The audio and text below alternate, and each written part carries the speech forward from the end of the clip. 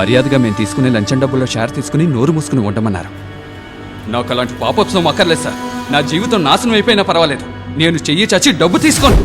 నేను ఆ మాట అన్న వెంటనే నా కట్లు విప్పారు. అక్కడి నుంచి వెళ్ళబోతుంటే ఎక్కడికి పోతున్నావు?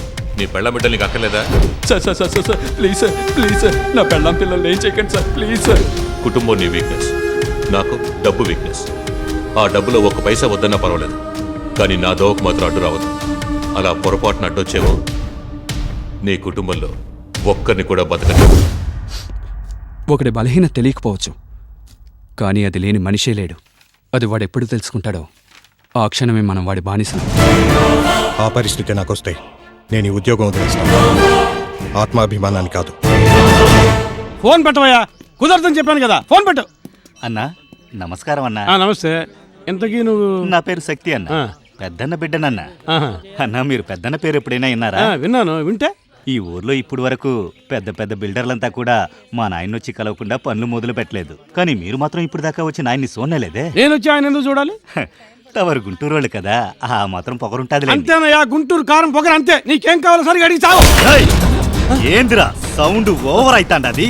ఇది మేమేలే ఊరు, ఇక్కడ ఏం మాట్లాడినా మేమే, మిగతా వాళ్ళు మేము చెప్పిందే ఇనుకోవాలా? నన్ను ఏం చేయమంటారు? ఇది కరెక్ట్. ఓ పని చెయ్యి, రేపు నువ్వు ఓపిట్లో 20 లక్షలు పెట్టి అబ్బాగా తెచ్చిచ్చి ఆశీర్వాదం తీసుకుని పో. ఏంటి అంత డబ్బా? ఏంది ఓవర్గా చెప్పినానా?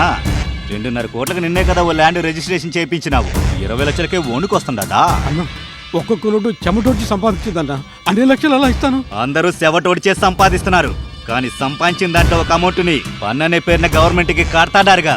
ఆ పద్ధతి ఏడకోడా, ఏడ నడిచేడిది ఈ అన్నల రాజ్యం. నువ్వు ట్యాక్స్ కడతాండావు. కుదరదంటే? ఇప్పుడు దాకా కుదరదని చెప్పినోడెవుడికి గొంతులో ప్రాణాలు నిల్చలా.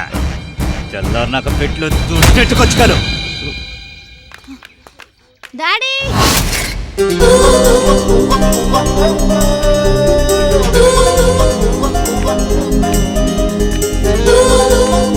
సారీ డాడీ, స్కూల్ టీచర్తో మాట్లాడుతుంటే లేట్ అయింది. పర్వాలేదు, వెళ్దాం.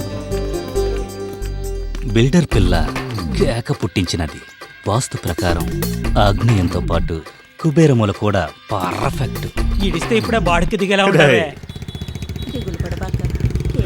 నమస్కారం సార్. నమస్తే. Good morning sir. Good morning. Good morning sir.